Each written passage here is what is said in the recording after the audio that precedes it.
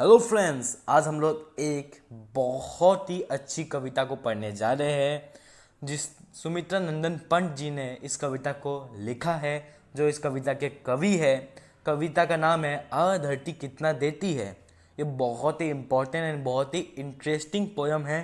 साथ में आप पूरा समझाएंगे इस पोयम को।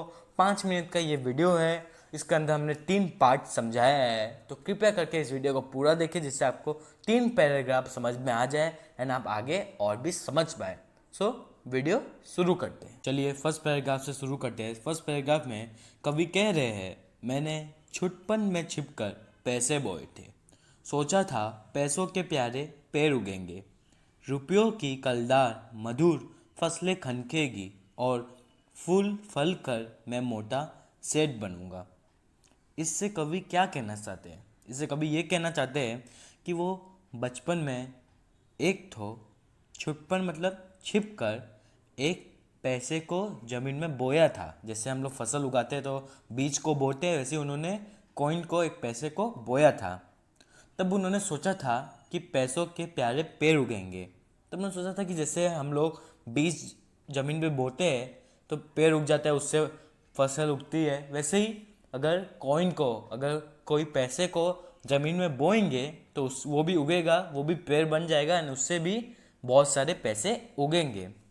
रुपयों की कलदार मधुर फसलें खनकेगी, रुपयों की बहुत सारे फसल उगेगी एंड उससे वो, और फूल फल कर मैं मोटा सेठ बनूंगा। इतने सारे रुपयों से वो एक मोटा सेठ बनेंगे। मोटा सेठ मतलब मोटापा नहीं, मोटा सेठ मतलब बहुत अमीर सेठ, सबसे ज़्यादा धनवान सेठ बनेंगे, क्योंकि अगर पैसे का पेड़ ही हो जाएगा उनके पास तो वो सबसे ज़्यादा अमीर सेठ बन जाएंगे। चलिए सेकंड पैराग्राफ करते हैं। सेकंड पैराग्राफ में कवि कह रहे हैं, पर बंजर धरती में एक ना अंकुर फूटा, बंध्या मिट्टी ने ना एक ही पैसा उगला, सपने जाने कहाँ मिटे सब धूल हो गए, मैं हताश हो बात जोड़ता रहा दिनों तक। इससे कवि कहना चाहते हैं कि वो हताश हो गए क्योंकि उन्होंने जब पैसा बोया तो उनके अंदर कितनी सारी इच्छाएं थी कि पैसा उगेगा, वो धनवान सेठ बनेंगे, एंड इंतजार करने पर उन्होंने देखा कि कुछ उगा नहीं। तो वो क्रोध से कह रहे हैं कि बंजर धरती से, मतलब बंजर मतलब अनफर्टाइल सॉइल, मतलब जिससे कुछ उग नहीं सकता, सूखा मिट्टी जो बेकार हो, कुछ उससे कुछ उग नहीं सकता। तो वो कहते हैं बंजर धरती से एक ना अंकुर फूटा, एक भी पौधा नहीं उगा, मतलब कुछ उगा ही नहीं। बंध्या मिट्टी मतलब वही बंजर मिट्टी ने ना एक ही पैसा उगला, मतलब एक भी चीज़ उगा ही नहीं, एक भी पैसा नहीं उगला, पूरा मतलब वो नॉर्मली रहा, एक भी पैसा नहीं उगला। सपने जाने कहाँ मिटे सब दूर हो गए। जब उन्होंने देखा कुछ उगा नहीं तो उनकी कितनी इच्छा थी कि पैसे उगेंगे, वो धनवान सेठ बनेंगे, तो वो सब इच्छा उनकी धूल हो गई, मिट्टी में मिल गई। मतलब अब तो कुछ उपाय नहीं, जब उगा ही नहीं तो सब सपने धूल हो गए, सब सपने चूर चूर हो गए। मैं हताश हो बात जोड़ता रहा दिनों तक, लेकिन तभी भी मन में उनकी इच्छा थी कि शायद अब उग जाए, अब उग जाए। तो उसकी प्रतीक्षा में उन्होंने दिन व्यतीत करना शुरू कर दिया एंड इंतज़ार करते रहे कि शायद से आज उग जाए, कल उग जाए, उग जाए। चलिए थर्ड पैराग्राफ करते हैं। थर्ड पैराग्राफ में कवि कह रहे हैं, बाल कल्पना के अपलक पहाड़े बिछाकर मैं अबोध था, मैंने गलत बीज बोए थे, ममता को रोपा था, तृष्णा को सींचा था। इससे मतलब है कि कवि कहना चाहते हैं बाल कल्पना के अपलक पहाड़े बिछाकर, मतलब उन्होंने आंखें खोल के सपने बिछाए थे। मतलब वो कितने उनका कितना बड़ा सपना था कि एक पौधा उगेगा पैसों का जिससे वो अमीर बन पाए, लेकिन ऐसा हुआ नहीं। मैं अबोध था, मैंने गलत बीज बोए थे।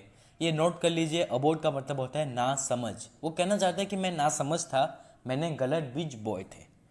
उनको अब लग रहा है कि वो ना समझ थे, उनके अंदर कोई समझ नहीं थी, उन्होंने एक गलत बीज बोए थे जिससे वो पैसे का पेड़ उगा नहीं। ममता को रोपा था, तृष्णा को सींचा था। ये बहुत ही इंपॉर्टेंट लाइन है, एग्जाम में इसके रिलेटेड बहुत सारे क्वेश्चन आएंगे, ध्यान से सुनिएगा। ममता को रोपा था से उनका क्या तात्पर्य है? ममता को रोपा था इससे उनका ये है कि उन्होंने एक माँ जैसे प्यार से उस पैसे को ज़मीन में बोया था।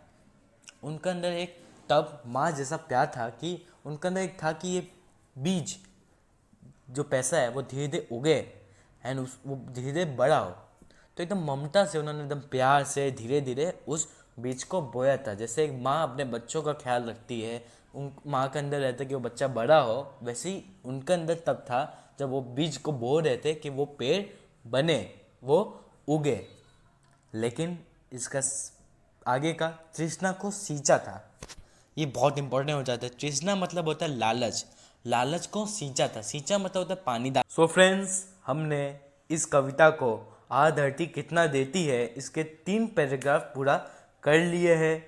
आगे के भी बहुत सारे पार्ट आने वाले हैं। ये पार्ट 1 है इस पोएम का, पार्ट 2, पार्ट 3, पार्ट 4 आने वाले हैं, जिसमें पूरा पोएम धीरे धीरे समझाया जाएगा। फर्स्ट वीडियो में हमने पूरा पोएम नहीं समझाया क्योंकि उससे आप लोगों को भी तकलीफ ना हो, आप भी धीरे धीरे समझ पाए और ध्यान साथ साथ में समझ भी पाए और पढ़ भी पाए। सो कृपया करके चैनल को सब्सक्राइब कर लीजिए एंड बेल आइकन को भी दबा दीजिए, जिससे नेक्स्ट वीडियो बहुत ही जल्दी आने वाली है, तो आपको उसके बारे में पता भी चल जाए एंड आप जल्दी जल्दी उसको 5 मिनट में सुन के पूरा कविता कर पाए। सो आज के लिए इतना काफ़ी है। धन्यवाद।